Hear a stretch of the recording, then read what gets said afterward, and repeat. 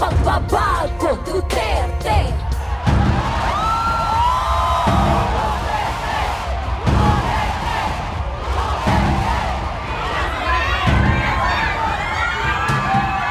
I, Rodrigo Roa Duterte,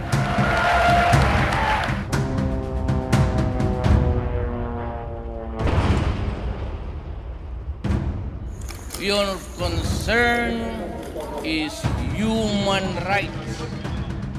Mine is human life. Shoot them dead.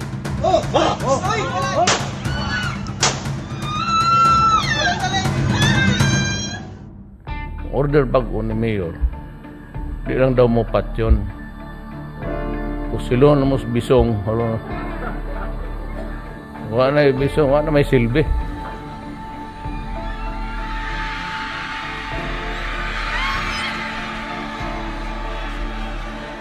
Mahirap kayo. Magtiis kayo sa hirap at gutom. Wala akong pakialam.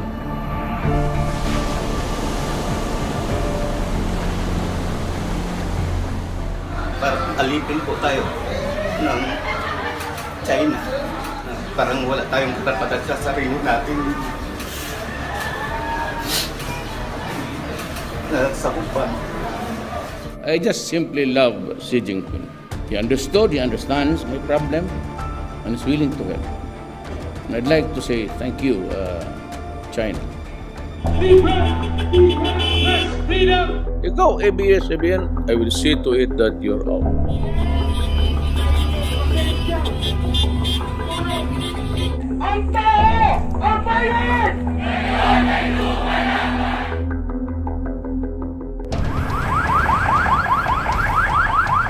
There's nothing really to be extra scared of that coronavirus thing. We were excellent. Na-control po natin ang pagkalat ng sakit. The Philippines' total COVID-19 caseload reaches 1 million Monday, as the Health Department logs 8,929 new confirmed infections. Maliit na bagay ito sa buhay natin. Marami tayong dinaanan, mas grabe, mas mahirap, mas namululuha ngayon.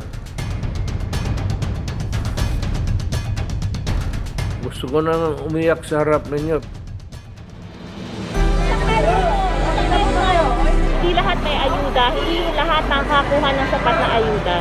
Gutom yung mga Pilipino and kailangan natin magkaroon ng action.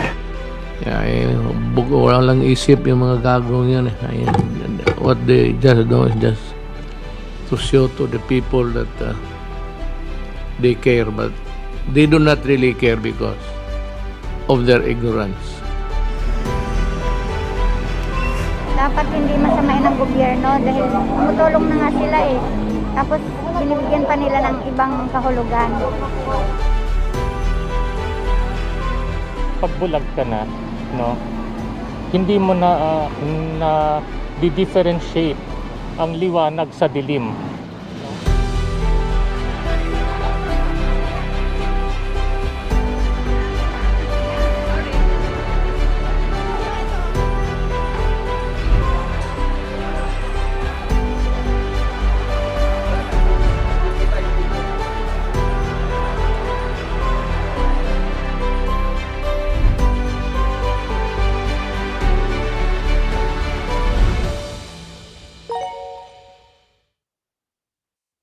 Hi, I'm Beko Pin, and you are watching Rappler. A year minus 1 week from now, kinalculate ko yan, we are going to make a decision that will dictate where the Philippines goes. A lot is at stake in the 2022 presidential elections, and on Rappler, yung goal namin clear naman eh. The hero in the story is us, the voter. We will own the 2022 elections, and we will reclaim this country. And as part of our campaign for the 2022 elections, #WeDecide, Atin ang Pilipinas, we are hosting a series of discussions where we can flesh out electoral and governance issues to help educate voters. Because what better way to educate and tell stories than by asking questions? Welcome to PH Vote Dialogues. Simple lang naman yung goal natin dito, no? Yung gusto namin, mag-usap-usap tayo. So, We bring together veteran journalists, election experts, Rappler's own editorial team, thought leaders from different fields, the creatives, entertainment, sports, music, advocacy, and you, the viewer, wherever it is that you're watching us, kung sa social media ba ng Rappler or you're part of this webinar, because we want to understand each other better, hopefully. No? So tonight, we're talking about the youth vote. Ano ba kasi itong youth vote na to? Importante ba siya? Bakit ba siya importante? And what things concern our youth voters? Joining me in this discussion is Gigi Ko, Rappler's investigative editor, Carmela Fonbuena, PCIJ executive editor, and pambansang tika, freelance writer and Metro Manila Pride trustee Thais Estrada. Welcome, ladies. So if you're watching, you can ask questions, make comments about youth participation in the 2022 elections by tweeting using hashtag #WeDecide. You can also comment on Facebook or on YouTube if you're watching, or if you're joining us through the Zoom webinar, you can use the Q&A tab. We will try to ask your questions and give your comments as we go through this discussion. So good evening. Thank you for joining us. And again, please ask questions later. Kasi dapat, yung role ko dito, dapat halaman lang ako. Parang background lang ako. Decoration, di ba? So yun, youth vote.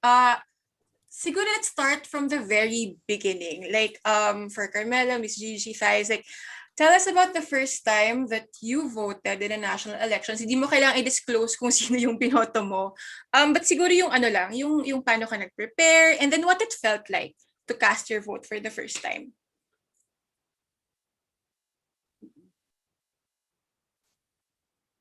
Youngest to oldest ba ito? Oh. Laglagan ka agad. Sige, Miss Gigi. Siyempre, nilalaman si Miss Gigi. Pero si Miss Gigi. Okay, yeah, kasi ang pinag-usapan namin na parang we're talking about the youth vote, so why not parang recall our experience during the first time we voted. Tapos meron ba dong parang kandidato na we perceive to be favored by the youth. In 1992, I cast my first vote for a presidential candidate, and at that time, ang sinasabi nilang kandidato ng mga kabataan was Miriam Defensor Santiago. Kasi di ba, magaling siya magsalita, tas parang firebrand in a way. So, top mga issues na malapit sa kabataan, she was perceived to be, championing them. So siya yung youth preferred ng youth at that time. And experience ko was I intended to exercise my right to vote as soon as I reached the right age. Parang regardless of whether merong mukhang youth candidate at that time or not. Parang bobota ako. Miss Carmela. Ako naman, yung first time ako bumoto, that was the 2004 elections naman. And that was several years after the so-called second People Power Revolution, no? When former President Joseph Estrada was ousted. So feel ko ring bumoto no nung 2004. I felt like my vote really mattered. And I don't know, probably because I knew more probably about elections then, because it was also my first elections as a reporter, actually as a researcher for Newsbreak Investigative Magazine. Now it's the investigative arm of Rappler. So those were I was excited to vote then, and I was covering pa the late former Senator Raul Roco, who was actually also who deliberately courted the youth vote, at least the idea of the youth vote at the time. So he thought he could win by getting the support of the wide-eyed, the idealist voters. Of course, we now know that elections came down to Gloria Arroyo and Fernando Poe Jr. No, but it was a long campaign, and in the beginning, it seemed naman that Raul Roco had the chance. So it was exciting for me, no, yung first elections that I voted. Ang ganda ng wide-eyed and hopeful na years natin. Thais, when you were wide-eyed and hopeful, like what was your first voting experience in the national elections? Mine was the 2007 Philippine Senate election. So, that was the first time na national elections ang binotohan ko. Pero nag-vote na ako sa SK when I was 17, I think. Yeah, when I was 17. I was 20 years old in 2007 and I voted. This was a parang a vote for if you're going to be in favor of the continuation of Gloria Arroyo government. Because around this time, ito na yung hindi natin alam kung tatakbo ba siya or hindi na. Will she continue, kasi kaya niya, di ba? Will she continue her presidency by running for the elections? She said na hindi na daw niya gagawin. But this was a parang, I don't know, a parang temp check, no? Kung yung mga kaalyado niya ay magiging, may pagpapatuloy ang kanyang governance, no? Administration niya. So, I was already studying in UP then, and we are so against her.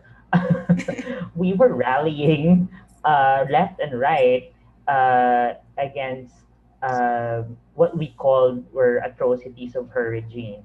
So, so hindi namin yun nagustuhan. So, I felt like, unlike others, no, I felt like my vote signified my, a reinforcement of my being an activist against the current administration. I did feel that like my vote mattered. So aside from being on the streets, I made sure that my hands were also inked. My finger was also inked because I believe na hindi lang nasa lansangan ang dapat panawagan, but we also have to, be part of democratic processes like voting. So, yan. Ako curious lang ako, nung first time niyo mag-vote sa national elections, feeling niyo ba parang adult na ako?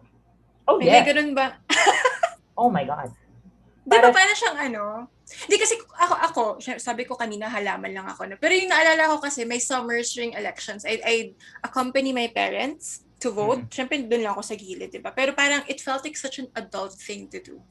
To actually participate in governance. Paano kayo nag-prepare? Doon ako curious. Especially kay Miss Gigi tsaka kay Carmela. Kasi papunta na tayo sa journalism nung time na yon. Carmela, nagsa-start ka na. Parang mas hyper aware ba kayo, you feel? Or like, siguro mas hyper aware ba kayo knowing what you know now, na professional journalist na kayo, veteran journalist na kayo? First, let me clarify, hindi pa ako journalist at that time. Ay, sorry. Paalis pa lang ng okay lang. Pero because journ major ako, you could expect na updated ako sa current events. Pero bata pa kasi ako in grade school and high school, every time may election, natutuwa ako talagang manood ng mga kampanya. I mean, I still recall kung ano yung for example, campaign jingle ni Helena Tirona Benitez when she ran for senator. Yung mga ganong kabata ako.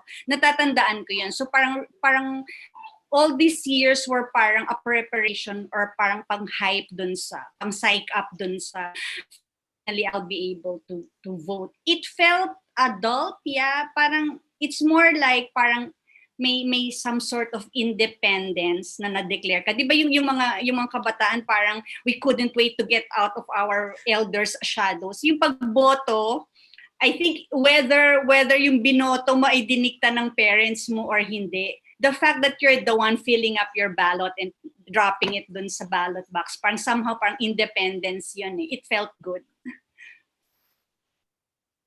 Same with me. Pupunta kami sa plaza pag may political rallies ang national candidates. Yung idea of the Press the Flesh campaign when I was a young voter. Importante yon when there were no political ads yet. Oh, actually, naabutan ko pa before the ad ban when I was younger, bata pa ako. But the Press the Flesh campaign was really big in elections back then. Families will go to the plaza. Parang fiesta talaga yan. So, na-experience ko yan. So, it was different. So, I was, bata pa ako noon, no? So, it felt really different. I felt like an adult. Nung ako na mismo yung pupunta ng presinto to cast my votes. Kasi nung bata ako, I have relatives who ran for positions, and I would sometimes join them when they will go house to house. So, aware ako sa mga activities surrounding campaign. So, it felt different. Parang fulfillment in a way, no? Na parang, my vote, I can now vote for candidates that I support. Right. Guys, alam ko na nakwento mo nga kanina na very, di ba, parang it was a very political, parang it's a very political environment to be in UP around those years. Pero parang, how did you even prepare to vote? Siyempre, alam na natin kung anong side ka magli-lean on nung time na yon. Pero how did you prepare to vote for the first time? Kwento ko lang ba kung paano ko siya, kung ano yung kamalayan ko ng pagboto, no? Pareho kami ni Miss Carmela. I had family members who also ran for local posts. And nung mga bata kami yung mga namimigay ng sample ballot sa labas ng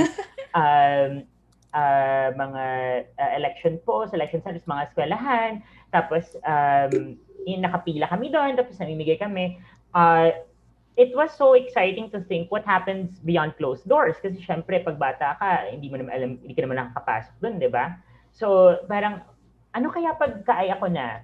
And then, eventually, when I was in high school, naging, kasi super Catholic family ako nang galing, naging very close ang pamilya sa volunteers for PPCRV. So, ang dami sa family namin na naging volunteers, no? So, ako din parang youth volunteer, parang ganon. Hindi pa pwede dun sa parang adult volunteer, so youth volunteer muna. But that's where I came to understood why voting is important. It almost became like, it's a religious, parang siyang panata, ganong level na, no? Ganon siya pinaintindi sa akin. And summer pa siya nangyayari, di ba, May? So parang, oh my gosh, kasama siya ng Flores de Mayo, alam mo yun, parang, diba? But then also at the same time, yung exposure sa kung paano binibenta ng mga politiko yung mga sarili nila. So I was so interested with how people have campaigned. Kasi para silang produkto. And that has always interested me until now that I'm a creative director and marketing professional. So parang sabi ko, this is so interesting how people can package themselves into somebody you can like. And then when the opportunity came na actually bumoto na, no, in a national level, estudyante na ako ng UP na wala na, nabuksan na lahat, no? Hindi na lang to, alam ko na hindi na lang to pagbebenta ng personalidad. Some more insidious reasons are in place why they are running. And it affects their very small pronouncements, even small pronouncements affect my life. So nagkaroon ng ganong klaseng kalaking impact ang pagboto sa akin. How did I prepare?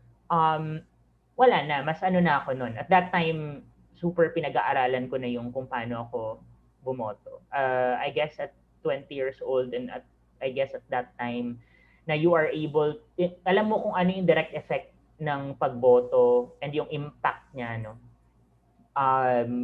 Nag-iisip na ako nun kung paano ko iboboto sino iboboto ko dahil ganito ang kanyang plataforma. So very principled na ang way ko ng voting noon pa man.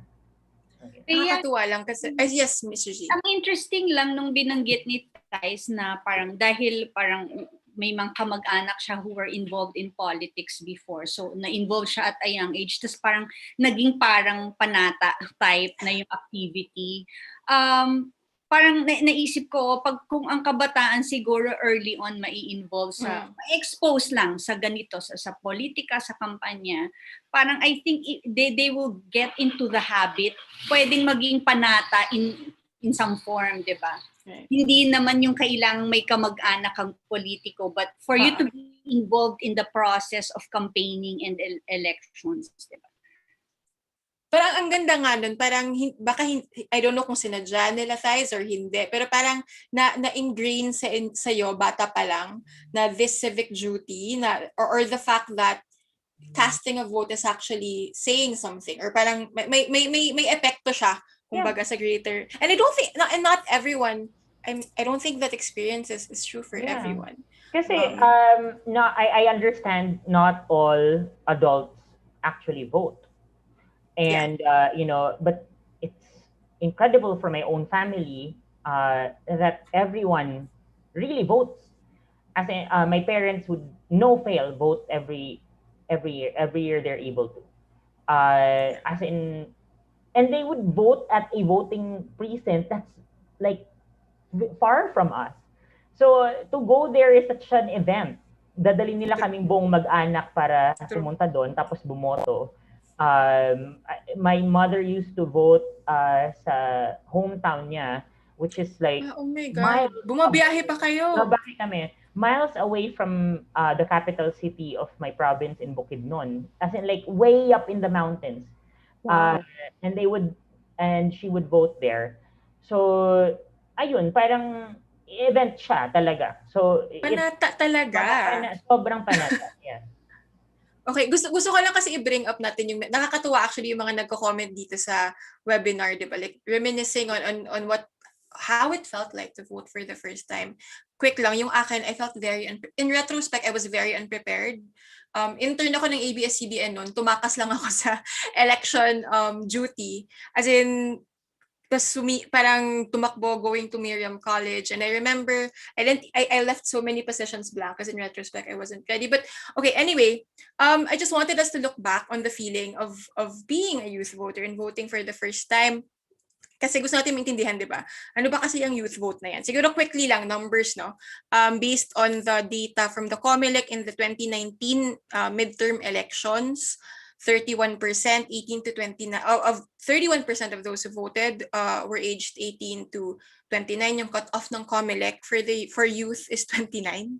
I'm guessing kasi 30 to 44 na yung next bracket, 32%, 45 to 64, 28%, and then 65 above, 9% na yun of voters. So around a third of people who voted in 2019 were under 30. Iba yung definitions ng United Nations, let's not go there na lang, pero yun. Iba yung cut-off ng UN for the youth, and then for the COMELEC expects 4 million first-time voters by September 30, 2021. Of course, hindi naman ito lahat youth.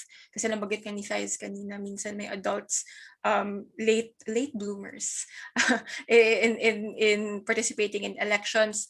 As of mid-April 2021, there have been over 1.5 million first-time registered voters. So ano ba ang youth vote? Napakasimple lang tayo. Akala mo ang dali lang sagutin ang tanong ko, no? Like, what is a youth vote? Like, can you even define what a youth vote is in the Philippine context? Sino magsimula? Ako na Siguro lang. sige, let's go to you, Thais, last. Kasi you work with, yeah. Okay. With the youth vote, you work with the youth. Siguro Miss Gigi or Carmela, like, what is the youth? Or how do we understand a youth vote in the Philippines? Mauna yung hindi na youth. Ako yun. Hindi, like I've been saying, parang youth vote is not like the sector or majority of the sector voting for or for the same candidate or party. Para sa akin, ang youth vote is as long as people within that sector, that age range, go out and vote whoever they choose to vote for.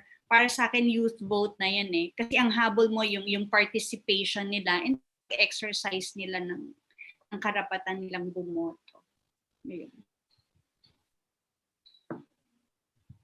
Follow up nga kay Gigi, no? Because the idea of a youth vote, no, as a block vote, voting for one particular candidate, voting for over one particular issue, We've not seen evidence of that in the Philippines talaga. And going back to the late Senator Miriam Santiago, even the late Senator Raul Roco, they aspired, no? They courted that idea of a youth vote kasi ang laki, no? Ang laki ng population ng youth vote. And if you can get this youth vote, pwede kang manalo, di ba? But we've not seen nga that kind of a youth vote as a black vote. At the same time, maganda yung sinabi ni Gigi na we should look at youth vote as, you know, the participation of the youth in the national election, no matter, kahit hindi siya solid voter. Ako naman, maybe this is very hopeful, no? I was thinking, just because no one candidate has mobilized the youth, no, as a black vote, does it mean it doesn't exist? Parang baka naman this is still, no, the holy grail probably of Philippine politics. Maybe it's a candidate. I don't know if it's going to happen. What if a candidate emerges at some point? It can mobilize the youth over one issue or another. Hindi ko alam, no, kung posible to. But I'm curious if this can be possible, especially with the advent of social media. And we are going to see a shift to social media, to online campaigning in the 2022 election. So and as we know, social media is the territory of the youth. So let's see. Let's see if we will be surprised. Maybe that's wishful thinking. Kasi usually ang youth vote, we imagine them nga, no? Or they were imagined as the wide-eyed, idealist voters who will not compromise, no? And settle for candidates na dahil winnable or dahil ito yung kandidatong pinush sa kanila ng magulang nila. Kasi parang there's not even a lot of studies on youth vote now compared to elections in the past when there was active courting of this bloc. Pero ang analysis in the past is that yun nga, sometimes the youth then influenced sila by their families or friends when they vote. So hindi sila black vote in that way. But let's see, maybe it's the holy grail of Philippine politics. 30+%, diba, si President Duterte when he won in 2016. So the youth vote is about what, 31%. So it's not it's not too far away. Yeah, it's a huge ano. Guys, like speaking about, you know, like it's hindi monolith yung youth vote, hindi siya dapat iintindihin as like one just whole big chunk of the same values, the same goals in an election. You work with the youth vote. How is the youth vote looking a year before the elections? Yes. So we feel in We the Youth Vote. So what is We the Youth Vote first? It's a nonpartisan community of young Filipinos from different fields. We understand that there is an untapped power of the Filipino youth for change. And the vision of We the Youth Vote is to empower the Filipino youth by collectively taking action in shaping our country's future by one of the most essential ways to do so, which is, of course, voting. So it's more of a call to exercise your right and power to vote. So right, it's your right. So ibig sabihin, take advantage mo siya, di ba? And what's in it for you to take advantage of this right? You have power. No? So yung make them understand na not only is this it's a birthright. It's because of your part of your citizenship. You should be able to choose your leaders because this is a democracy, and that there's power in your vote. So maraming ganung klaseng realizations, no, na share natin sa mga kabataan. This is, I think, the essence of the youth vote, more than an expectation of them voting for one single candidate or a single ideology or like a party. It is educating them. that whatever their voting history is going to be, it's guiding them towards that kind of education na ganito mo dapat iniisip ang rason kung bakit ka bumoboto. And then when you see the effects of the reason and the results of your vote, kasi ako marami akong kandidatong binoto noon na nung nakaupo na, naisip ko talaga, why the hell did I vote for her? What happened there? What happened, right? These kinds of things that you want to educate, ito yung importante ng malaman at ito yung pinapaalala ng youth vote. Ito yung action na ginagawa ng youth vote, no? Tama si Miss Gigi at si Miss Carmela about what they said na it's very interesting to see if there is any effect kasi maraming politicians sa court ng youth vote. You will see them do things that they think are appealing to the youth. Kung noon ay this is pagdikit sa mga endorsers, artista, whoever's popular, right now it's embedding themselves in where the youth is where the youth's eyes are looking at. Right. So it's mostly your phone screen, and then wherever the youth's eyes are, dun mo sila makikita. So they're invading these spaces. Of course, this is important only because the internet is prevalent in the country in a way na yung pinakamalaking population, anong tawag dito, siksik, no? Na population dito sa Pilipinas ay nasa Metro Manila na highly internet connected. But the effect is not the same as in the province na malaki ding impact sa voting. Hindi din kadami doon ang nare-reach ng internet. So marami ang grassroots effort pa rin at umaasa pa rin sa kung anong ituturo ng magulang nila na gagawin. Ituturo ng simbahan, anong naririnig nila sa media. Ganong mga klaseng impluensya ang meron tayo. I-inform ng youth vote. Now, what do we want as a non-partisan group sa We the Youth Vote? But to get this narrative of voters education, no? What we do is to really make the youth understand how important, unang-una that they have the right to vote and they have to exercise it. The first thing they need to do is to register. Second of all, that their vote is important. It's not just one vote. It has power, okay? So when they understand that, and then parang we're taking them through a history of our own results, no, ng pag-vote namin, kung ano yung mga na-realize namin after voting.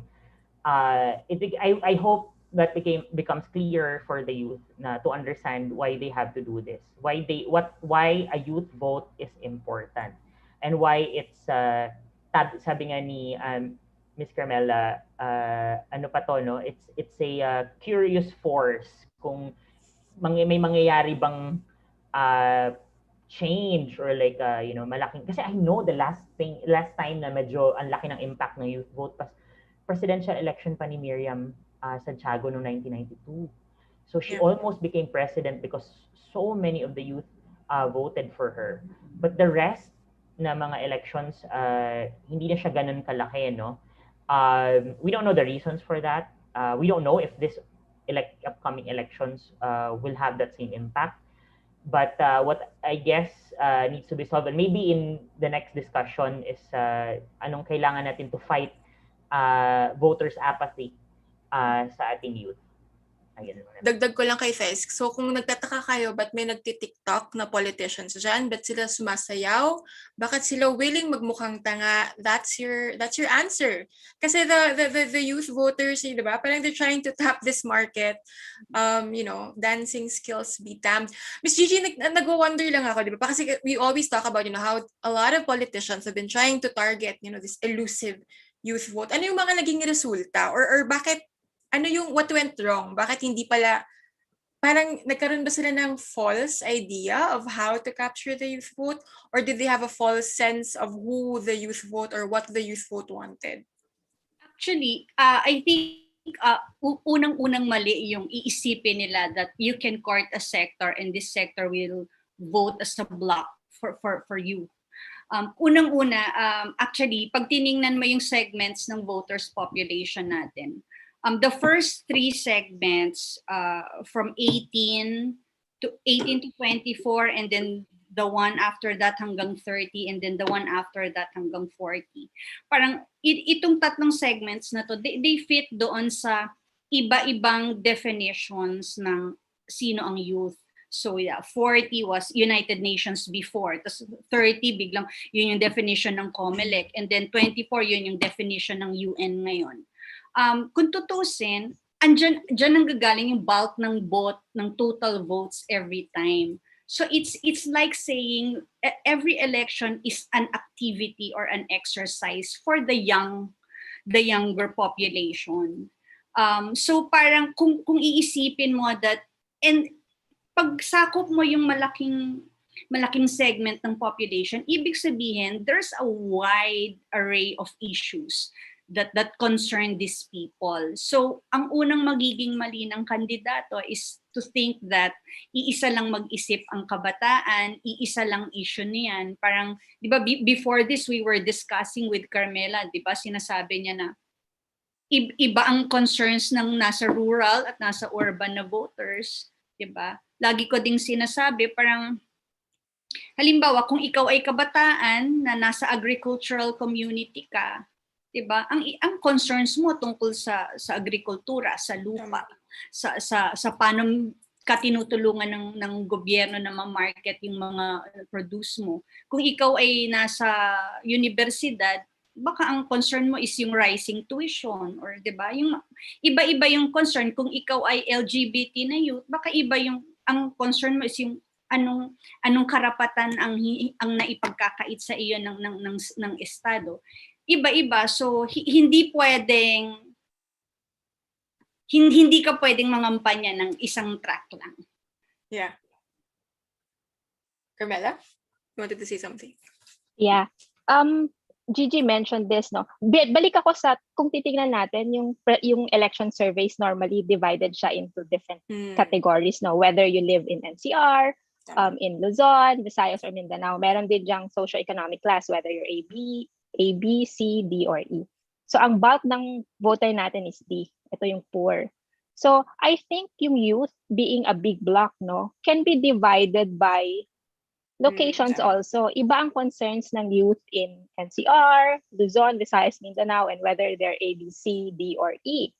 I was looking at other ways to look at the demographics din ng youth. I came across yung numbers ng Philippine Statistics Authority na meron din silang demographics ng binabantayang numbers ng youth. Ito 15 to 24 yung definition ng UN, no. Yung there are youth who are employed and in education, so meron ding unemployed and not educated, mga ganyang mga kinds of categories.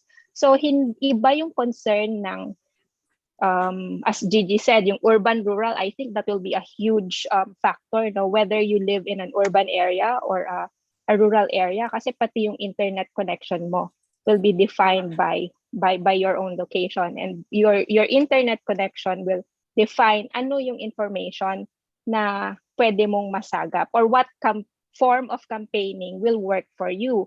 Mas press the flesh ka ba siguro kasi nasa rural ka? Mas interested ka siguro dun sa mga kandidatong makakapunta sa lugar mo. So kung maybe you're in urban areas, you're more engaged doon sa mga information you see on social media. We did a story on early advertising on Facebook, no? So meron ng mga na hindi pa naman daw kampanya to kasi hindi pa naman campaign period. Hindi pa counted, Pero hindi pa start. Marami na ang gumagasta, no, para sa mga ads on Facebook. And when we published this story, we got a lot of comments na apparently even in your video games, you get this politicians ads already. Pati Candy Crush napasok na pala nila. So this is a very interesting time, no? So I think baka makikita nga talaga natin dito sa 2022 elections how creative candidates will be in reaching out to certain segments of the population, including the youth. Grabe Nagulat ako naman doon, na Candy intrusion yun. Crush. Nagka-Candy Crush ka na nga lang. Oo, May meron mukha daw. pang susulpot sa cellphone mo. And then there's a lot in YouTube also. So Yes. these were reported to us. So magandang tignan. I think so mabobombard I think ang youth no in the coming elections ng ganitong mga ads. Ito na, Thais, mag-inhale ka muna kasi medyo mahirap, Bea, mahaba-habang... yes. Yes, Miss Gigi. Sorry. Go ahead. Dagdag lang before Ty speaks. Parang yung isa pang magiging malinang ng isang kandidato, yung isipin niya na if he is very much present on social media, that would be enough to convince voters. We know of a senatorial candidate na nagkamali ng ganyan before, si Sergio Osmeña or si Enrile would think na basta nasa social media alam na ng tao iboboto ako. Hindi eh, parang presence on social media would be like just parang covering all the bases ng campaign. Syempre ang magde-deliver pa din ng boto if you have a network sa grassroots, naka-organisa ka. Ito yung mga tao na sigurado kang sa araw ng election pupunta sa presinto at i-shade yung oval ng pangalan mo sa balota. Parang, and it's not something guaranteed just because you are on social media. Kailangan sabayan yung ginagawa ng kampanya. Okay, ito Thais, inhale tayo kasi medyo mahaba-habang explanation natin to. Siguro yung context pa natin dito, we understand that, iba-iba yung concerns ng youth. We also understand na well, we'd rather that they not be single issue voters. Thais, you work a lot in We the Youth Vote. Parang with all the discussions that you've had online, may offline efforts din kayo with your partners in We the Youth Vote, diba? Parang what are emerging to be the main issues that the youth, so kung sa definition ng COMELEC, mga mid-millennials to the Gen Zers, right? Of the Philippines or whatever that bracket is, no? Parang ano yung mga lumalabas na like gut issues for them? Okay. So I could mention 3 huge things from my observation. So but in general, the youth is very concerned about their future. They already understand that voting now will the impact will be 6 years. For 6 years, no? These people will decide for them, as you have seen, kung anong klaseng impact meron ng isang salita at kumpas ng ating mahal na sabihin. Pero alam mo yun, they understand that the impact of this person they're going to vote for will last, 6 years of their life. Yeah. And a lot of these youth will experience these following 6 years as their most formative ones. So, ang laki ng yun yung hinahanap nila, future impact. So 3 things. Unang-una is this issue of handling the pandemic. What is the way forward? They have lost their parents. They have lost loved ones from this pandemic. They have lost opportunities. They do not anymore go to school. Some of them have parents who've lost livelihoods. In their own family livelihoods have been decimated. So they feel that their vote is important to make sure that the next 6 years is not something like the past year. No? No one will make decisions to say na in an instant patay lahat. Walang forward thinking na nangyayari, no? And bagsak ang ekonomiya. Every gain that we made in the last couple of years, more than 5 years ago, have been decimated. And now we're back to square zero. So, hindi man lang square one.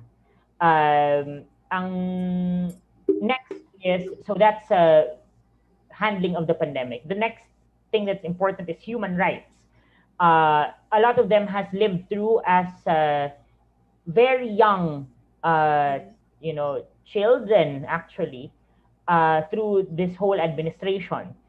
And featured in media is how this administration has treated human rights. And they are very concerned that there's no regard for actual human rights anymore. It's been made into a bad word. And even, respect, basic respect is a, ano na lang siya, hindsight, ewan ko ano nangyari. This is a precedent that they've grown with on TV, that could curse and could say bad words at any time, and their parents won't even say anything about it. So that kind of impact is something that they're considering. Is there going to be somebody na magiging ganun ulit for the next 6 years of their lives while this is their formative years? Are they going to vote for this person? And the last, dadagdag ko na rin dun sa human rights is LGBT rights. Ang laki ng impact ng leaps and bounds, ang impact ng media representation ng LGBT, especially right now na online ang mga youth, no? The emergence of many LGBT themed shows, online shows, have made a huge impact in how the youth thinks of their LGBT brethren. They want them to enjoy the same rights as they have. And for LGBT youth, mas malakas ang panawagan na they want to acquire these rights, and they want to put people in office who support giving them rights. It's been 20 years since the SOGI Equality Bill, or an anti-discrimination bill, has been proposed in the Congress, but none of that sort has ever passed, no? And only because certain people, certain personalities, certain politicians have been very vocal about their opposition to it. Now that we know who they are, we also know who we want to vote out. So they should be fearful of the youth vote who are very concerned with the human rights of their brethren. That includes LGBT rights. And the last one is climate change. These are the children who will live first and foremost in the future as adults when the worst effects of climate change will hit them. We might not see those effects, patay na siguro tayo nun, Bea, pero sila will be the ones who are going to see it firsthand. So, this is important to them, that politicians know and understand what it means to actually support climate change, anti-climate change initiatives. Parang kailangan nating pag-isipan na ang far future, kasi ito ngang pandemic apparently it's something that we can or we could have expected to happen, but yung climate change na may tawag dito, evidence na for the last 20 years, still there's very little that we're trying to do to make sure that we have a future that's hindi tayo nasa throes ng kaliwat ka ng bagyo, baha, drought, at ano pang klaseng sakuna, no? So these are in their minds. May na-realize ako, like when you were enumerating guys, no, parang the COVID-19 response, kasi the 18-year-olds next year will have, they were 12 when Duterte was elected into office, and then you have climate change. I mean, yung collective trauma and anxiety that the youth have felt since they were like 12 or 11 or 13, like how does that affect their mentality? Kaya coming into the 2022 elections, we speak a lot about the civic duty, parang may magagawa ka, pero meron din ba kayong nafe-feel, like Carmelo also and Miss Gigi, na parang ano ba yun? Parang pessimism or kawalan din ng pag-asa kasi my God, 'di ba parang if you think about it nga, like the past year has been so traumatizing for the population at large, especially I guess for kids, especially for younger kids, 'di ba parang they're growing up and not being able to imagine like this clear future ahead of them. Like how does this factor into rin kaya? And does this factor into yung hesitation din or siguro yung like not as many are coming out to vote, or not as many are coming out to register to vote? Na-sense ko sa mga kabataan yung frustration, yung sense na ang daming inalis sa kanila nitong pandemic. So I would like them to turn this around, na don't let this discourage you from registering and from exercising your right to vote. Mas dapat nga kayong magrehistro at bumoto kasi this is your first step of taking back something and being in control of something. So, yun, magrehistro at bumoto kasi ito yung first step, magde-decision ka tungkol sa future mo. Your candidate, your party may or may not win, pero the fact that nag-participate ka, bumoto ka, nag-decision ka, hindi mo pagsisisihan that you didn't lift a finger to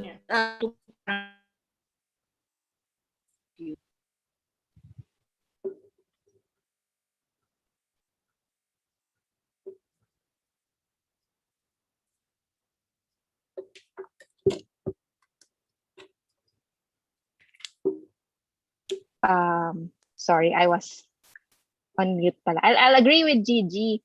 Talagang important step yung that effort you will take to vote for the first time, because you will, it will mean you will be more involved then sa mga, whether you voted for the right candidate or not, it will make you more aware kung ano yung consequences ng actions mo, ng boto mo. And it's empowering because it lets you change the direction of the country. It helps you change the direction of the country. Gusto ko rin sigurong idagdag yung I blame part of the siguro yung lack of enthusiasm of some sectors of the youth to register dun sa failure ng political party system in the country.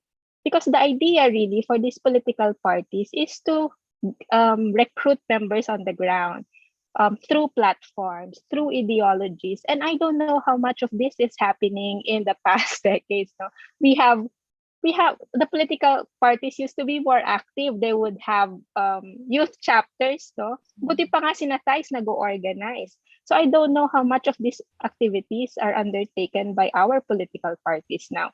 If, do they even plan to be relevant in the 2022 elections? How do they plan to be relevant? So, kasi parte to ng obligasyon ng mga political parties to grow their membership. And that kasama yung voter education dapat ng youth sa kanilang mga probinsya. Di ba dapat nga may mga provincial chapters, ideally, ang mga political parties who will educate the youth sana. So, kasama yon, I think. Malaki ang responsibilidad nila. Malaki yung pagkukulang nila sa pag-guide sa kabataan.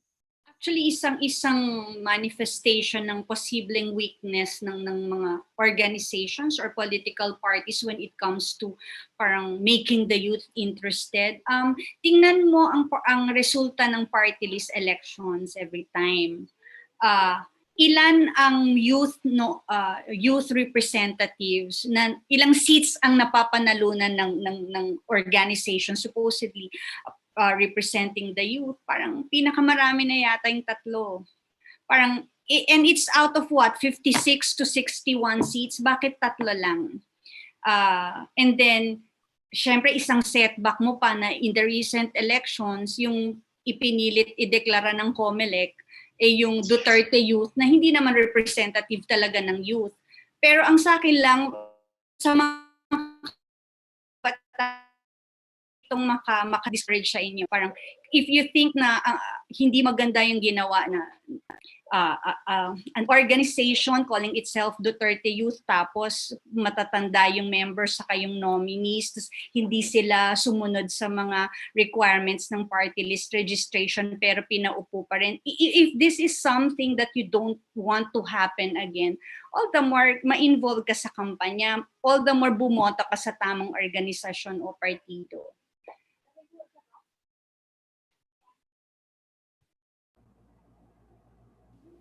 Merong question dito. Hindi ko alam kung saan to galing, kung galing ba to sa webinar or social media, but it has something to do also with the freedom of expression of students. Like, our school doesn't allow us now to join any government-related rallies, etc. Do you think it will affect the students' political stance? The school doesn't allow it?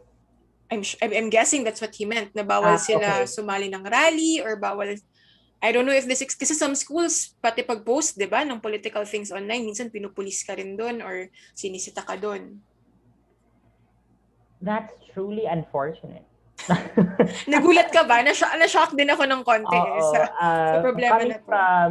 Coming from the public school system through and through, no? Start to end. Hindi siya dapat nangyayari no? Dapat pa nga in-encourage ang mga estudyante natin na maging mas politically aware and they are enjoined to actually participate in democratic processes. So, hindi ko gets kung bakit may ganyang eskwelahan. They can challenge it, especially if they're a youth voter. 17-year-olds who are going to be 18 by 2022 are still under senior high or college, right? So these are things that they can actually question. No, they are voters. They can before they are students, they are Filipinos, and why would their school institution would try to stop them from participating in democratic processes? Part of voting is, of course, determining your choice. So you can't help but be political if that's the sense, no? If that's the case. So I think I'm sure there's fear for authority, but if they have parents or family members that they can turn to and ask, and then ask their school na wag naman ganon, wag naman pigilan na maging politically active ang kabataan. I mean they teach them to be in like student governments.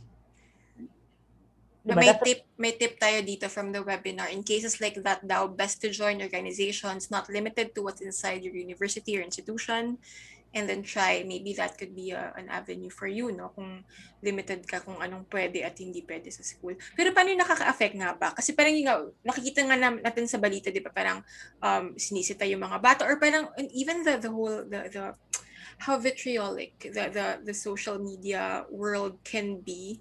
How will that also play in? Kasi parang, I think na-establish na nga natin kanina, di ba? Ang laki na ng role ng social media ngayon. It'll be the second election, I guess, na sobrang established na yung presence ng social media, yung prevalence ng social media in the Filipino electorate. How will that play into this kaya? Yung kasasabi mo lang, Bea, ang mga kabataan, kung may exposure sa social media, that's one avenue to increase your political awareness. Yeah. Kung pinipigilan sa school. Yung schools, maaaring ang schools may mga rason kung bakit bawal kayong sumali sa rally. But definitely, hindi naman, kung physically, merong pwedeng pigilan ang school sa activities nyo. Intellectually, hindi kayo, and socially, hindi nila kayo mapipigilan if you want to know more about your candidates, about political parties, about the issues that concern your communities. So, hindi kayo malilimitahan naman. I agree. Carmela, you wanted to say? Sorry. Go ahead. Go ahead, guys. I completely agree. I was just about to say that na hindi naman ikaw ang hindi naman lang yung katawan physical mo ang pipigilan ng yung school, no? And we're in a virtual space. Right. 'Di ba? Pwede natin siyang i-take advantage na you can express yourselves in and the youth is also very much present in way different platforms that we know, Bea, Miss Carmela, and Miss Gigi. newer platforms like Discord, new platforms like audio only rooms like Calamansi and Clubhouse or Twitter Spaces. Right. These are very new that the youth are starting to use, no? Especially Discord, they have huge communities of youth who are like 30, even younger than, I mean, even as young as 13-year-olds. Basically, they're organizing themselves into like-minded interests and communicate constantly. So if these are spaces that you have influence in, or like at least have some sort of presence, I think I'd be amazed I mean, I'm for sure it's going to be amazing to realize na meron kang pwedeng impact sa ganitong klaseng spaces. No? Kung nahihirapan ka physically to be political or where the school can see you, edi wag ka doon. You have all these other spaces that they can't follow you anyway. So just make sure you use that kind of influence. Positive naman yung influence na binibigay mo. No? Well, it's still discouraged to have physical events. So I don't think things like we understand, I mean, we remember from before ng mga huge na mga rallies, political rallies will happen in the near future. But the internet is such a vast space, and these kids, the youth, have carved themselves spaces there that no one, I think, can follow lahat ng yon. So they're relatively safe if they want to express their political leanings. They have groups that they can confidently and safely share their opinions. And it's just that what we want them to know is that wag lang maging apathetic sa impact ng political pagiging political, no? So especially sa panahon ng election. Hanap kayo ng safe space with the youth. Vote is one of those safe spaces. Carmela? So I just wanna you raised yung problem dun sa vitriol in the internet. Yeah. The language that we see in the internet, and I really worry about this because the new voters might have the impression that this is the political language that will prompt discussion in the internet, that you have to adapt this kind of language, and this is really wrong. It has to be, we should talk about platforms, we should have a proper discussion of issues, and I think it will be very important for everyone to watch the language of the campaign in 2022. And I think dapat actively we make candidates then responsible for the language of their supporters. They, of course, they don't control everybody, no, but they should condemn the vitriol. They cannot support yung language ng mga supporters nila that will degrade people, that will insult candidates. We should be monitoring this and call them out if they have supporters who will employ these kinds of language. I think that's very important kasi let's foster good environment for everyone as much as we can. So collective effort ang kailangan talaga dyan, because imagine if all of these young voters will engage in this kind of language, no, because they have the false impression na ito yung kailangan nilang gawin to support their candidates, no, that's something we really have to watch. A few years ago, Rappler used the hashtag "No Place for Hate." Yeah. It was parang yun yung isa sa mga peak ng hate ng vitriol against Rappler online, and we thought na nasaan yung mga taong disenteng makikipagdiskurso online, bakit nawawala, puro lahat ng mga bastos, walang katwiran yung mga nag-aaway-away sa social media. When we launched that campaign, No Place for Hate, and when Rappler itself started parang taking on stronger stance about defending itself, its stories, its journalism, nakita natin yung mga disenteng tao, yung mga talagang gusto ng honest to goodness na diskurso, lumitaw. Yeah. They started defending Rappler, they started defending the legitimate media, and they started parang mas naging matapang silang makipag-comment din nang hindi nagpapadala dun sa kabastusan ng mga kausap nila sa internet. So siguro ang gusto kong sabihin is yung mga kabataan, kung ano yung nakikita yung bastos o hindi decente or dun sa social media conversations ngayon, hindi yun yung rule. Definitely that's not the rule. Ang rule pa din is yung tinuro sa inyo ng mga magulang nyo at ng mga eskwelahan nyo at ng mga churches nyo na hindi ka dapat bastos sa kausap mo. You can relay your sentiments, you can express your concerns, you can debate without being bastos towards somebody, without threatening somebody. And then yun parang nangingibabaw sila dahil hindi nagsasalita yung maayos magsalita. So i-challenge nyo yun at i-counter nyo yun, mag-push back kayo until dumating yung time, hopefully bago magsimula yung official campaign, na ang language na mangingibabaw sa social media, yung lengguwahe na may respeto sa kausap. Pero maganda rin yun, motivation for people who might still be afraid to talk. If anything, talk para din naman manaig yung voices na, clear. Iba kasi yung pupunta ka para makipag-argue for the sake of arguing. Sa pupunta ka because you earnestly want to discuss a topic.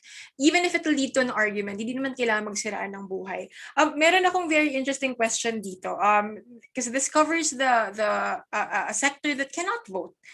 In what ways can younger people, those who will not be able to vote in 2022 yet, persuade their parents to vote on their behalf rather than take the populist vote? So I guess they're asking, how can they convince their parents to vote according to their own interests? As you know, as kids who care about COVID, human rights, and climate change. Merong interesting na nangyari dun sa US elections last year, di ba? When kids persuaded their parents to vote against Trump, actually. So there's a lot of coverage of those kinds of efforts because they were concerned about their own future, especially yung mga anak ng mga migrants, no? So parang they meron silang mga efforts na pinaggagawa. I think that even if they're not voters, the young kids now, because they have the information literally at their fingertips, no? Baka mas aware pa sila if they make their opinions clear to their parents. There are ways. Maybe it's the youth these younger people who will educate their parents about climate change, about the issues na hindi problema nung mga parents nila or their parents are not aware of. So it's a conversation naman, di ba? Interesting yun na hindi lang yung apekto ng kabataan, hindi lang sa direct voting, pero also perhaps parang hirap din na mag-start ng conversation with your parents. Yeah. Actually, yun nga yung interesting sa nangyari sa US election. It was a difficult conversation between children and parents. Tips sa mga kabataan, I'm a parent. I'd like to believe malawak naman ang isip ko bilang parent. Pero ang isang tip sa mga kabataan, when you are trying to make your parents understand issues and the stakes in an election, don't ever sound like you know better, you are smarter, mali sila. Kasi hindi na mag-shutdown yung pandinig mga parents nyo. Parang make this about anong magiging epekto nitong decisions na to sa iyo, sa future mo, at sa future ng family. But never because hindi mo naiintindihan, mali ka dyan, yung kandidato mo ganito, naku, hindi na kayo makakapag-usap ng parents mo after that. Yeah. I think that also applies to our language online.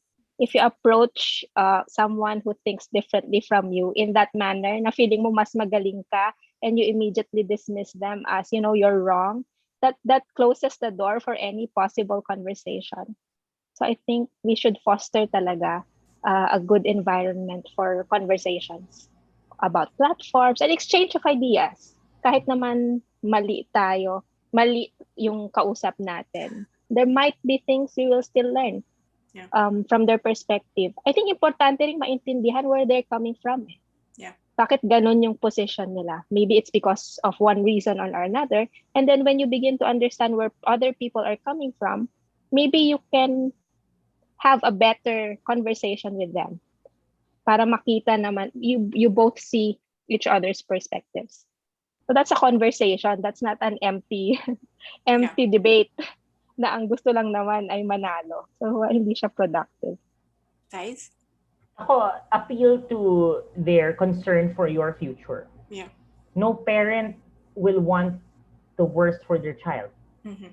So when the child says that, Mommy, I think my future will, not only na I think, no, you should claim it, that my future is in your hands.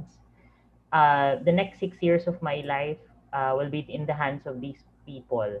No? Hindi lang sa'yo. And this is how I'm going to envision myself. I don't think that this person, as I understand, would be beneficial to my future. So instead of debating to no end to parents na hindi naman, appeal to their sense of or their care for your future. I'm sure the parents would feel na no one knows about your future than I do. But iba ang impact pag sinabi mong iniisip ko ang future ko. Yeah. But right now, you're the ones na nagde-decide nito for me. Yeah. So, if you cared about my feelings, here's what I'm thinking. Right. No? Dun ka apila.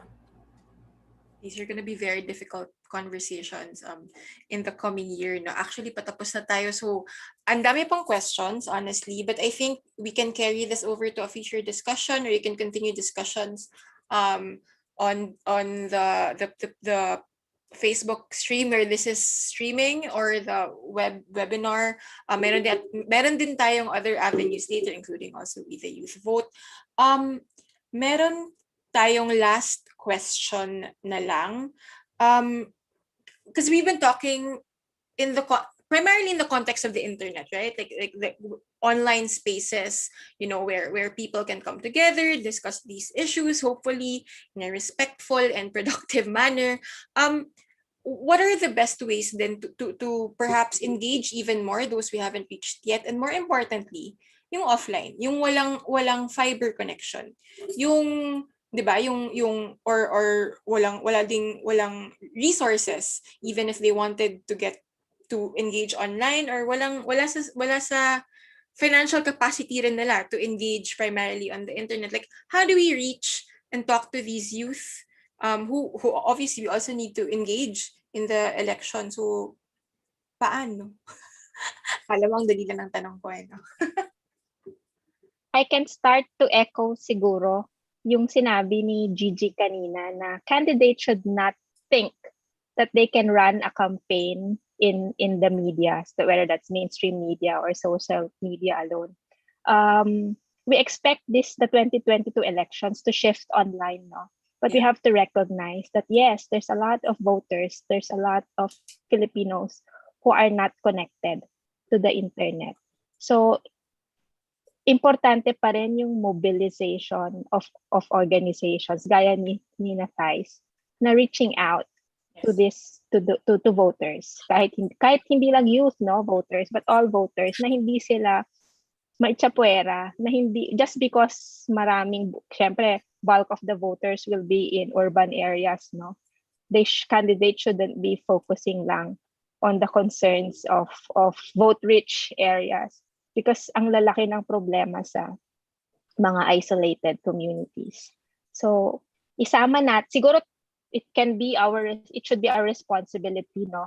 Now we have access to candidates through social media or as journalists to raise their issues also. We want them to reach out to these Filipino voters na hindi connected sa internet. But we can also ask them what they can do for these people, no? Kasi basic right na dapat ngayon ng internet din, di ba? The fact walang internet sa mga lugar nila. Meaning, ang daming deprivations. Something's gotta change in Very poor 2022. din yung... So ano siya, it's malaki symptom siya of a bigger problem, the fact na hindi sila makontak or wala silang access sa internet. Ms. Gigi? Okay. Sa mga bata, if you are able to watch this live stream or in the story pages later on, ibig sabihin kayo yung among those na may pribilehiyong maging online. Paano mo ma-organize or mapapaabutan ng awareness ng issues yung mga wala sa internet? Ang mga botante kasi, this is based on internal surveys by political camps. In the end, ang malaking impluensya tungkol sa boto nila ay yung people whom they know, people that they look up to as authority, or people that have influence on them, including friends. So ibig sabihin, yung word of mouth pa rin sa mga taong from people they know, yung magiging source ng information nila tungkol sa kandidato, tungkol sa issues, tungkol sa partido. So kung ikaw meron kang access sa mga impormasyon tungkol sa eleksyon sa kandidato, share it with those within your network who are probably not online. Parang dito mo simulan yung involvement mo sa campaigns and elections. Na make sure create an avenue, a forum for people within your circles na makapag-diskusyon ng ganito kahit wala sila sa internet. Ikaw ang maghatid kung ano yung napupulot mo sa internet. Wag lang sana ikaw ang maging purveyor ng disinformation, no? So parang maging responsable kang news consumer para maging responsable ka din na tagapaghatid ng mensahe at impormasyon sa mga tao sa circle mo. Size? I super agree. Be that connection, no? If you are hearing this, if you're watching this, it just means that you have the privilege and the access. For sure, there's opportunities sa community mo, sa family mo, na mga not online. So, huwag ka mahiya. Be that connection to them, no? I think what we're doing sa We the Youth Vote is also mirroring that kind of message at trying to really reinforce na kami lang tong nasa online mo nakikita. Ang mas malaking impact ay yung nasa ground na kagaya mo pero kulang sa impormasyon, no? Na madaling masway pag nandyan na ang pera ng mga politiko. So how you should teach them about what you learned about integrity, what you learned about pagsusuri ng sino ang iboboto, anong mga klaseng issues ang importante sa'yo, and lining them up if the politicians that you're about to vote have the same values. Yung mga ganong klaseng learning, what we try to do is to replicate our own selves in these youth that we reach, no? Yeah. So if kasi marami sa amin sa grupo ng We the Youth Vote are actors, actresses, musicians, huge social media influencers of millions of followers. If you want to be like them, you might want to also think like them. Right. So what we're saying is, what we're trying to expose is, this is how we think. And if you want to be like us, think like us. And ito yung gusto namin na maging maisip nyo kung paano nyo best matutulungan ang bayan. And as simple as voting, number one is registering to vote, is the biggest first step that you have to do. Actually, naalala ko lang yung when I spoke to a member of We the Youth Vote, really at Tide, we were talking about speaking out using your platform. And I know this word is, overused, abused, and sometimes, ridiculed, yung concept ng influencer. Nakita ko rin yung Facebook post mo, Thais. Pero parang feeling ko, one main takeaway we should get from this discussion is that technically tayong lahat influencer in our own little circles. And I guess going back to the question kanina, di ba, parang how can you influence your parents? Yun na yung sagot, influencer ka to your parents, because unless your parent is a bad parent, they should care about your future. And if the future makes you anxious and you can't vote, you can try to vote through your parents. Ang dami pang tanong, honestly, ang dami pang topic na hindi natin na-touch, but we do have future editions of this dialogue to touch on those issues, among them, online, like the online space and the 2022 elections, also the pandemic and the 2022 elections. So we will be discussing those topics in the future. Again, I would like to thank these three ladies who have joined me tonight for the first in hopefully many more discussions in the coming months leading up to the 2022 elections. Thank you, Ms. Gigi, Carmela, and Thais for joining me.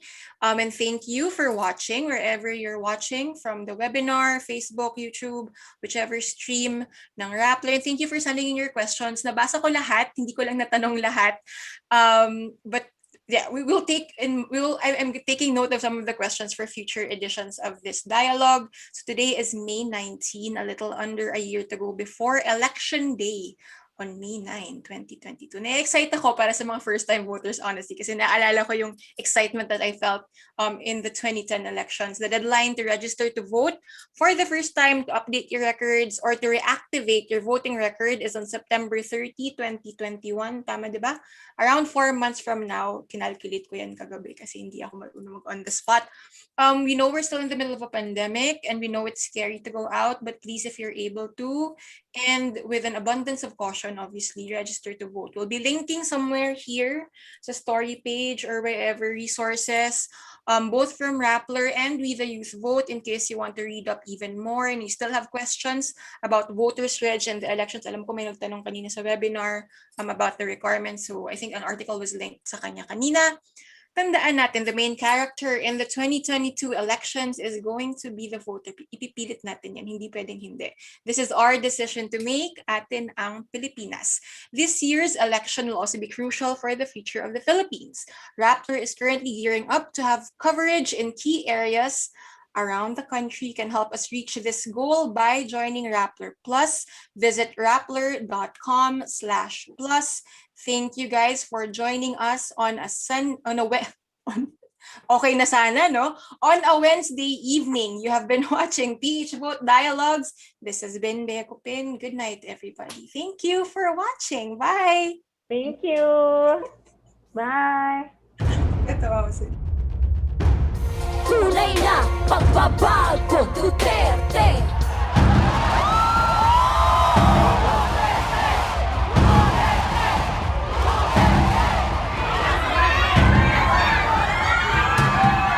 I, Rodrigo Roa Duterte,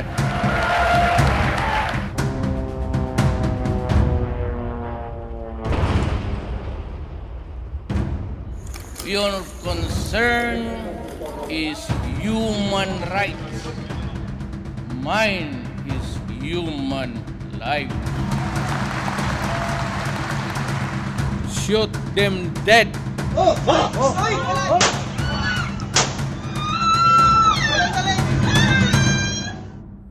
order bago ni Mayor. Di lang daw mo patyon. Kung silo na mo bisong, wala na bisong, wala na may silbi.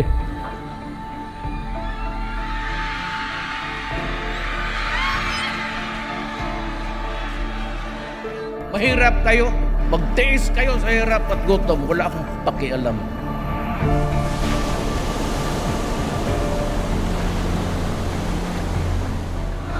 Alipin po tayo ng China na parang wala tayong karapatan sa sarili natin na sakupan. I just simply love Xi Jinping. He understood, he understands my problem, and is willing to help.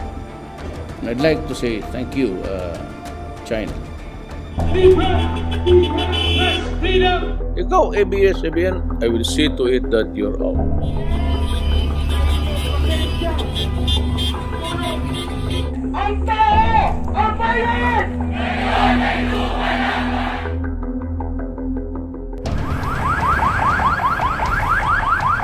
There's nothing really to be extra scared of that coronavirus thing. We were excellent. Na-control po natin ang pagkalat ng sakit. The Philippines' total COVID-19 caseload reaches 1 million Monday, as the health department logs 8,929 new confirmed infections. Maliit na bagay ito sa buhay natin. Marami tayong dinaanan mas grabe, mas mahirap, mas namululuha ngayon. Gusto ko nang umiyak sa harap ninyo. Hindi lahat may ayuda, hindi lahat nakakakuha ng sapat na ayuda. Gutom yung mga Pilipino and kailangan natin magkaroon ng action. Wala lang isip yung mga gagawin yan. What they just do is just to show to the people that they care, but they do not really care because of their ignorance. Dapat hindi masamain ng gobyerno dahil tumutulong na nga sila eh. Tapos binibigyan pa nila ng ibang kahulugan. Pagbulag ka na, no? Hindi mo na di-differentiate ang liwanag sa dilim.